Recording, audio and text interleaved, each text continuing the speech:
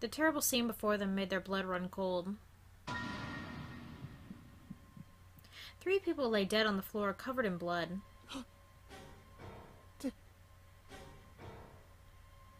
Junpei felt a cold sweat trickle down his spine.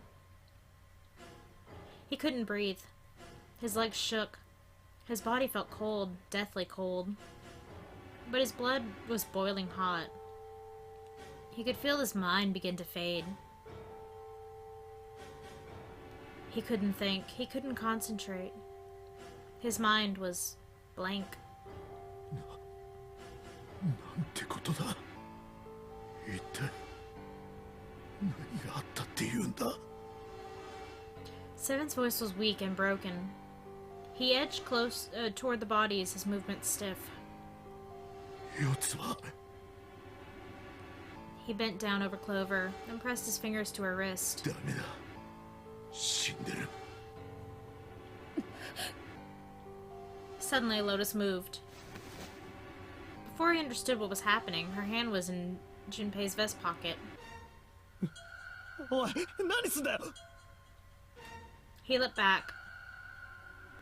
Lotus looked up at him, terrified. 鍵を、太陽の鍵を貸して。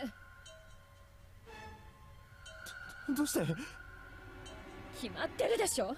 犯人が戻ってくる前に逃げるのよ。は。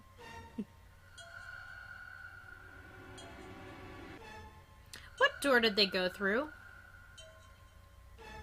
1 or 6? They went through 1.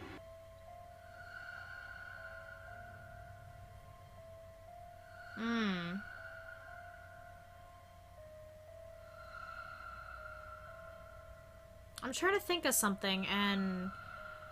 Huh.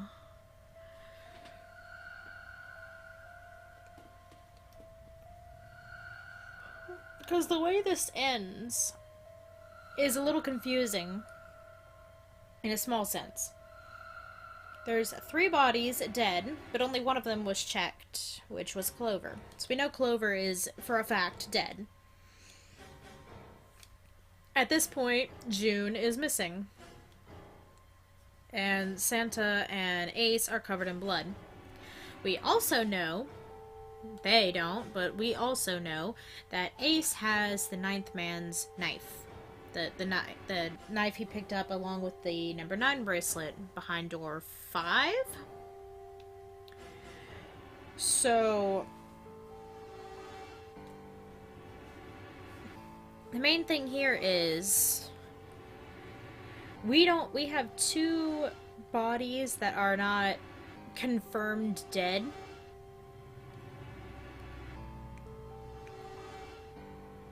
One missing.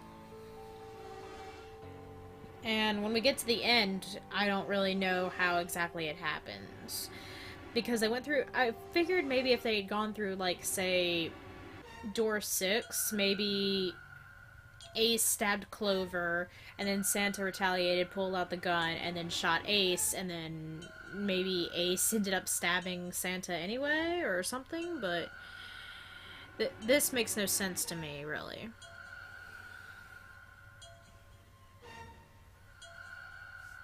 I don't know what's going on. Oh well. The murderer. Once again, Junpei looked at the dead bodies. 3つの下に。ということは、この3人を殺した犯人は。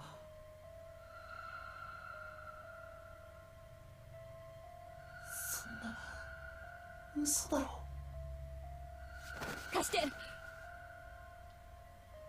Before Junpei could react, Lotus dove back into his pocket and came out with the key. Without waiting for Seven or Junpei, she ran straight for the central staircase. They followed. Junpei shut his eyes and swallowed his emotions. Morning would have to wait. Soon they stood in front of the door. Lotus shoved the sun key into the keyhole and twisted it hard. But...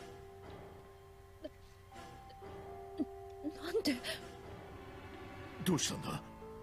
手応えがないのよ。会場の手応えが。そんな鍵が合わないっていうのか。わからないけど、もしかして。 Lotus sighed, defeated, and leaned against the doorknob. She felt it twist. A small gap appeared between the door and the frame. 開いた。どういうことだ。どういうことも何も。鍵は開いてたってことよ。なぜ。知らないわよ、そんなの。 Which also makes no sense. Why would the door already be unlocked? とにかく先に進んでみましょう。 Lotus took a deep breath and slowly opened the door the rest of the way.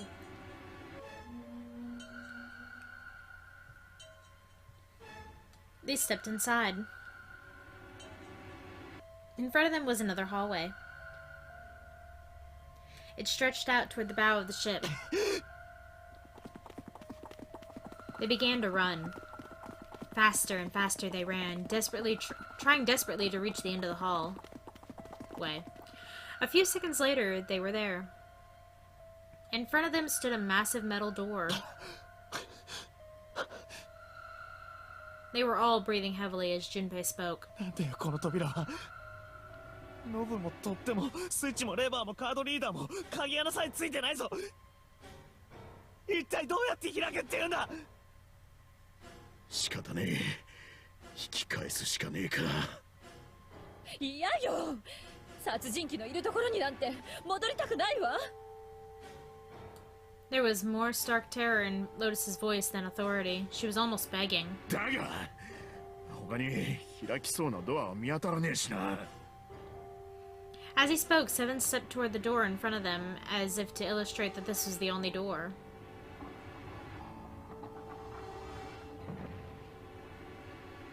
嘘。開いた。勝手に開いたぞ。自動ドアだったってこと？おいおい、なんだか嫌な予感がするぜ。鍵が開いてたり自動ドアだったりよ。こんなこと今までにはなかったじゃねえか。嫌な予感だって。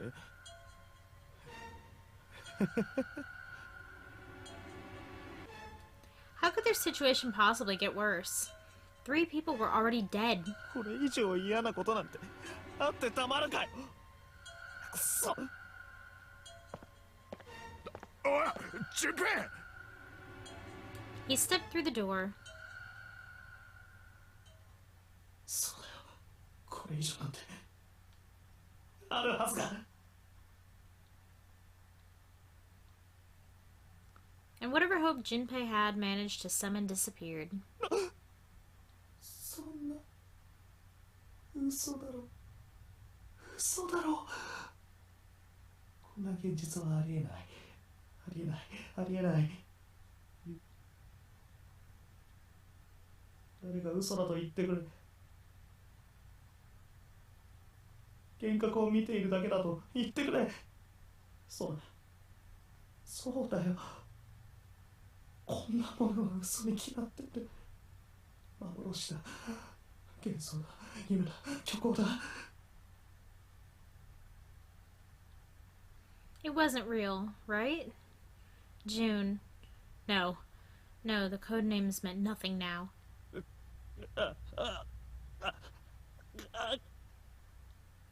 Canny. Canny!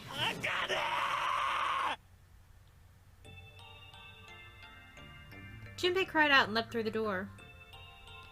He flew to her side, his heart like a stone in his chest.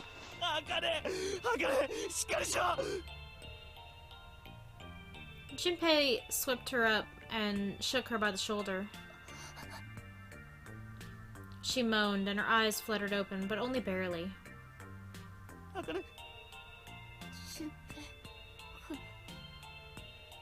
Her face was pale, and her lips were dry and cracked. Her eyes were blank and cloudy. They stared straight at Junpei, but saw nothing. Junpei put his hand against the small of her back to hold her up. It felt warm and wet, He lifted his hand up. It was covered in blood. あか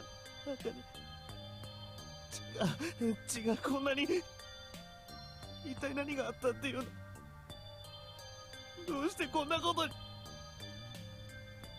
It was all he could do not to break into tears. 俊平ごめんなさい Her voice was thin, a minuscule thread that was the only thing keeping her with him. 私もうダメかも何言ってるんだ絶対に死なせるもんか必ず助けてやるありがとう俊平今まで本当にありがとう私幸せでしたもう一度俊平君に会えて本当に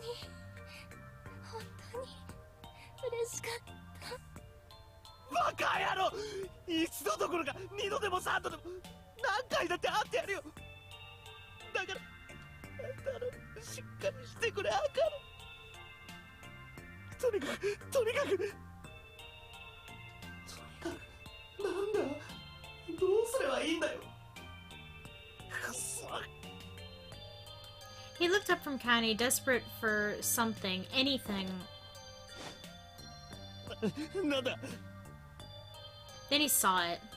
A small submarine. 潜水艇どうしてこんなところにそんなものが No, that didn't matter. Nothing mattered except saving Connie. That was the only thing he wanted. そうだ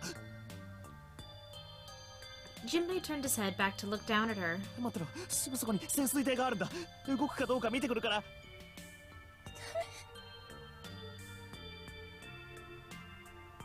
お願いだからそばにいて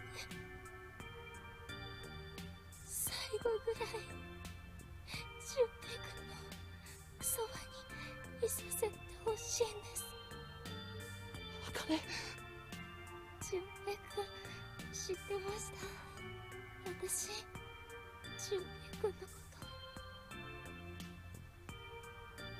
小学校の頃からずっと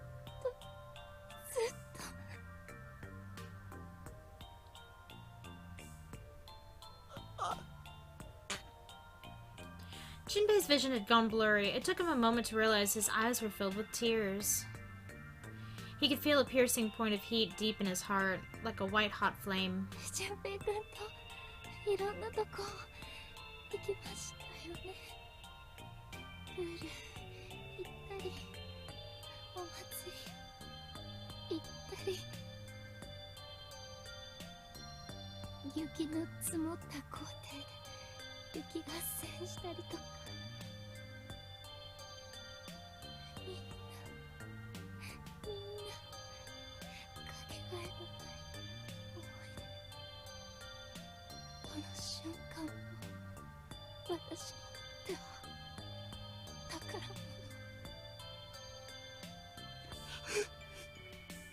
本当はもっともっといろんなとこいやもう無理ですねそんなことないさ茜さっき言っただろ何回だって会ってやるって本当に本当だ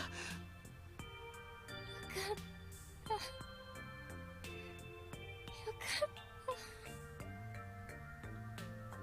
She said it to herself over and over, a weak smile creasing her tired face. 私なんだか眠くなってきちゃいましたダメだ茜寝ちゃダメだありがとう俊平本当にありがとう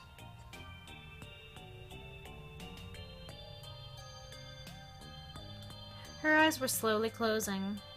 Jinpei screamed even as he felt his throat go hoarse. 茜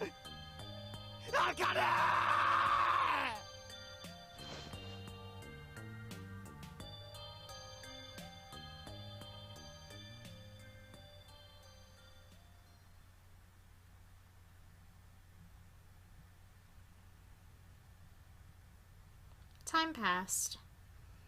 Junpei wept, curled around Connie's body. He cried and cried until he had no tears left. When the last tear fell, Junpei was no more. His body remained, but only as an empty shell. Somewhere he heard a bell ring.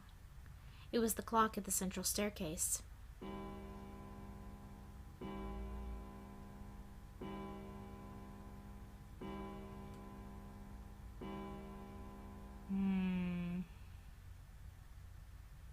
It rang 5 times, then faded. 5時 Quietly, gently, softly, he set Kenny down on the floor. Slowly, Junpei stood. Only then did he realize that Seven and Lotus had not followed him. Where had they gone? Slowly, he looked around the room.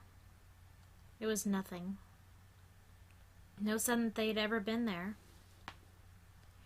It felt as though every part of Junpei's body was made of lead. Slowly, he made his way to the door he'd come through. As he approached it, it opened, sliding apart with a sound of grinding, like grinding stone.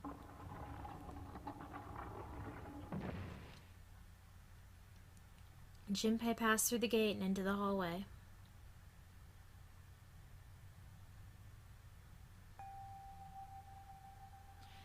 His heart rattled in his chest, an empty, lifeless thing. It had been so utterly broken that there was nothing left to feel. When he saw their bodies, he simply stared. It was a lake, a sea of blood. 2 bodies lay in it. There was no need to check. There was no breath left in them. His eyes lit on Lotus's wrist. Her bracelet. It was gone. He stared. It meant nothing to him. He didn't care anymore. He couldn't care anymore. Junpei's body felt numb. A part of him knew the lump of lead in his chest had once been a heart. He couldn't quite remember what it had been for. Tears poured from his eyes in great streams. He wasn't sure why. He gave up trying to make them stop. He turned around, the door opened again, and slowly, numbly, he walked through. He kept walking. Why stop? An object set in motion, simple inertia carried him forward. Eventually, he found himself in front of the submarine. His arm reached for the hatch.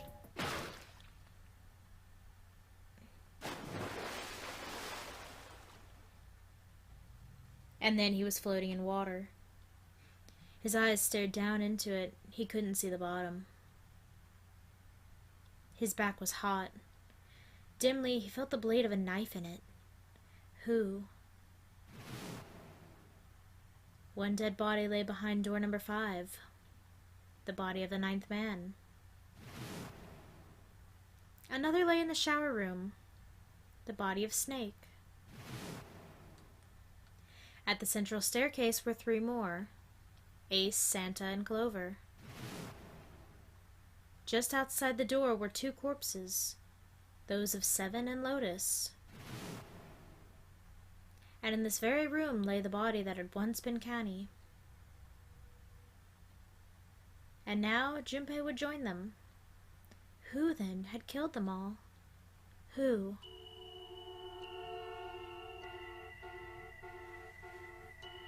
Junpei let out one last breath. Faintly, he felt the bubbles creep up the side of his face. His consciousness faded quickly, dissolving away into the cold, gentle lapping of the water.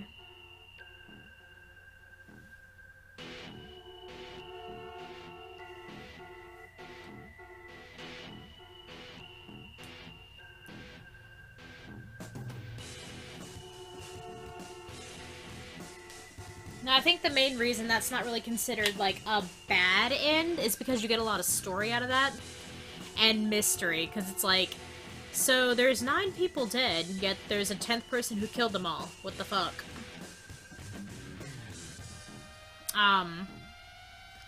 But from context clues, we can safely assume that it's Ace. Maybe, because we don't... Why would he come back? If he took Lotus's bracelet, why would he need to kill Junpei? Like, he took Lotus's bracelet, he ran. That's all he really needed to do.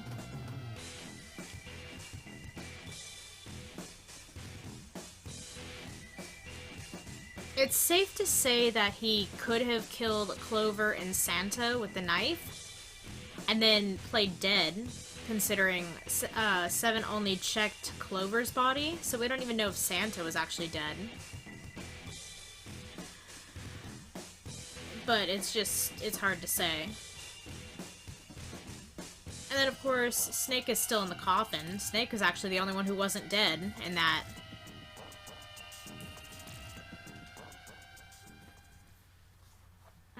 The end, or is it? It's an end.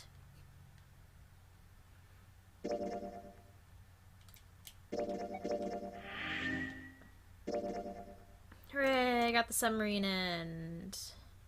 Alright.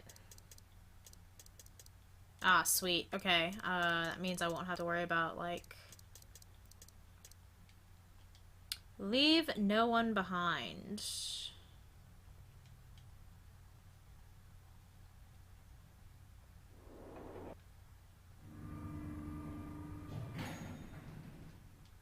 Oh shit, hang on.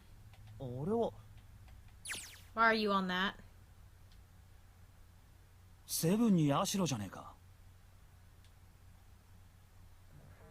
Clover's gone, blah blah blah.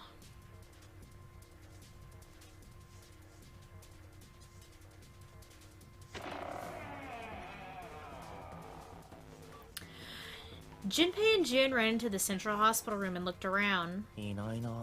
Alright, so at this point we're into the part where Clover had gone with Seven and Lotus into door 2, I think? Or door 1, maybe? Hang on. What's the digital route?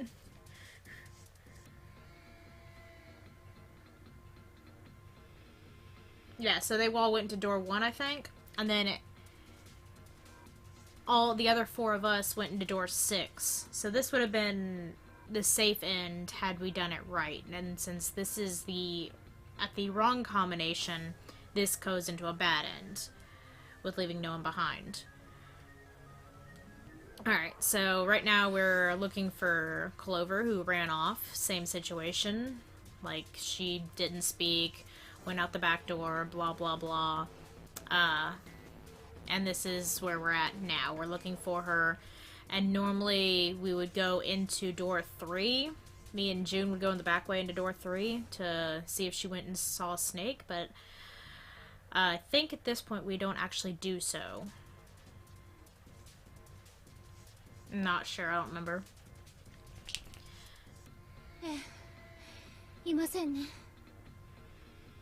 They searched a little longer, but with no luck.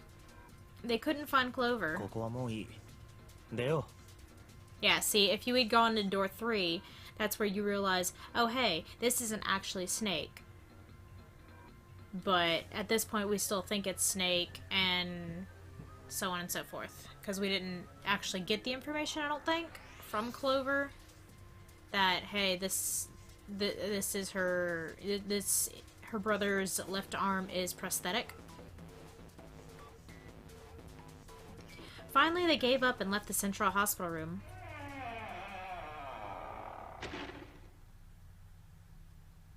Slowly, they made their way back to the hallway. At last, they reached the stairs, and Junpei spoke. よし、ここで二手に分かれよう。俺は大階段に戻ってエレベーターに乗り、E デッキの方を調べてみる。だから紫、お前はこの階段を登って B デッキの方を頼む。はい、わかりました。わかりましたけど。なんだ？二人きりの時ぐらいその呼び方やめませんか？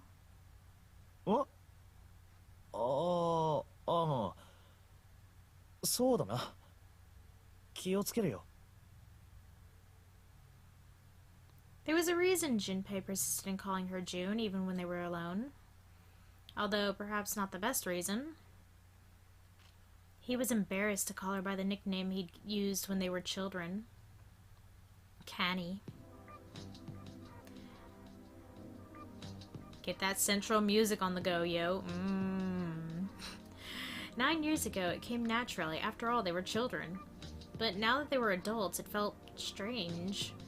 Regardless of what he might hope for, to call a woman he wasn't dating by such a childish name felt odd to him. Of course, to call her Miss Kurashiki would be even more awkward, and simply Kurashiki would seem a little brisk. And although he couldn't put his finger on why, it felt somewhat forward to call her Akane when they hadn't seen one another for so long. In short, it was simply easier for him to call her June and leave it at that. 順平君ああ、いや、なんでもない。それじゃあ私行きますね。あ、気をつけろよ、茜。June, or perhaps more appropriately Canny, blushed and smiled. 順平君も気をつけてくださいね。ああ、わかった。それじゃあな。Junpei looked after her for a moment as she ran up the stairs, then turned around and took off for the hallway.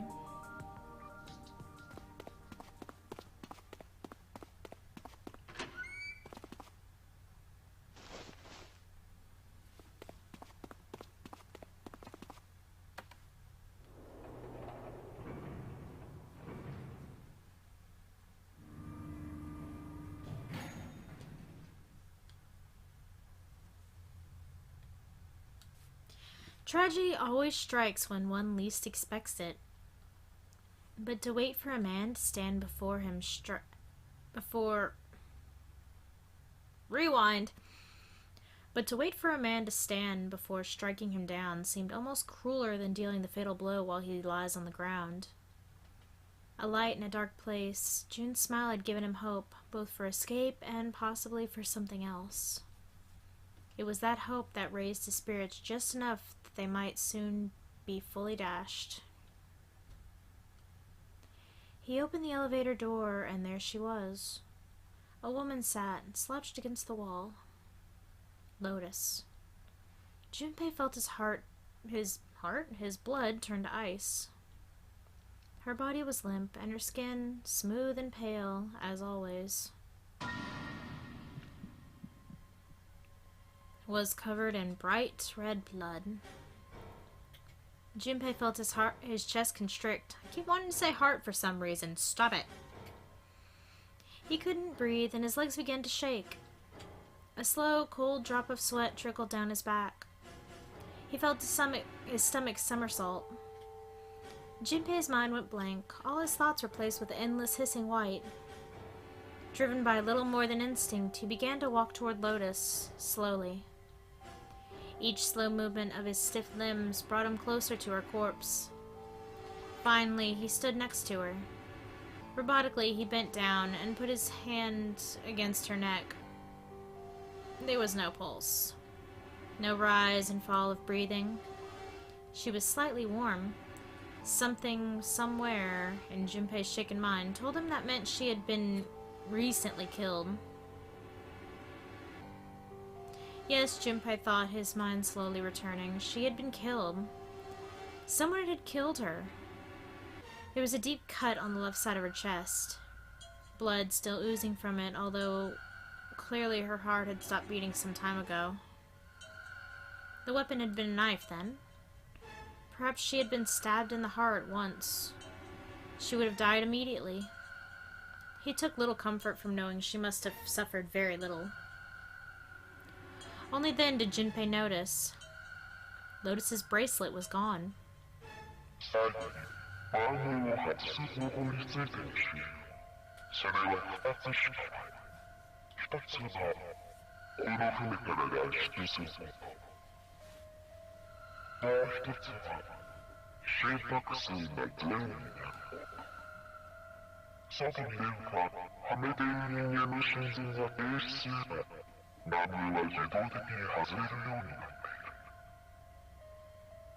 Which is also a thing that when June had died in the submarine end, her bracelet didn't immediately pop off.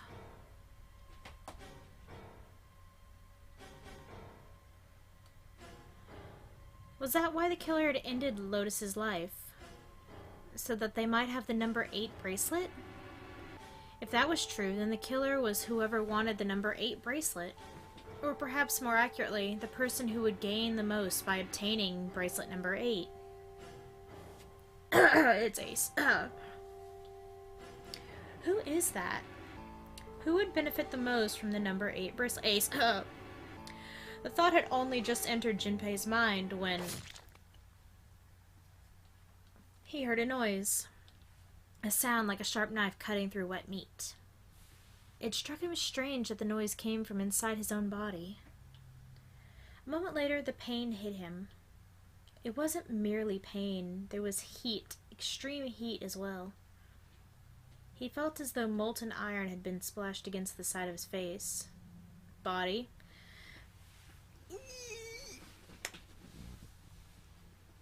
Finally, his brain made the connection. He had been stabbed. But where? His body was quickly going numb. He couldn't tell where the knife had met his flesh. Given the circumstances, however, he had most likely been stabbed in the back. Whoever had killed Lotus had now done the same to Junpei as well.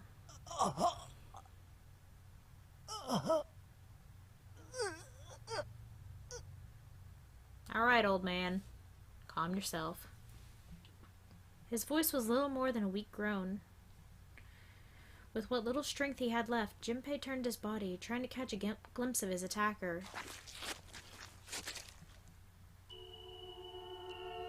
But as he did, the knife dug itself in deeper, twisting viciously.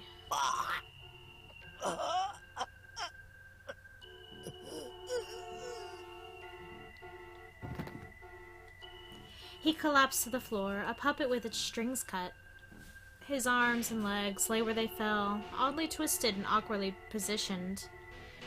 Junpei's body was entirely numb. He could feel the blood leaking out of him, but nothing would move. Nothing save his eyes. As he lay on the floor, his life ebbing away, Junpei finally saw his attacker. 2 tiny images of the killer reflected in his eyes. With that recognition came nothing. He felt no emotions, not anger, not sadness, not regret. The paralysis that had claimed his body had reached his mind. His killer glanced down at his body.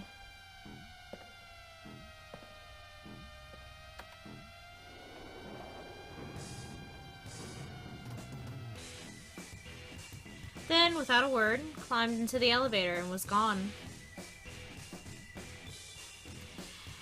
His eyesight began to fade, the world grew blurry, and began to dissolve into an empty white fog.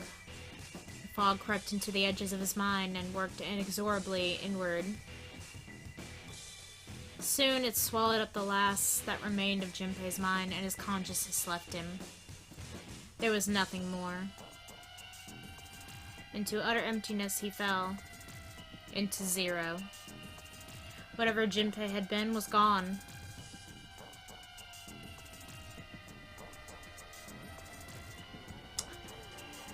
Hello, Bad Ends, my old friend.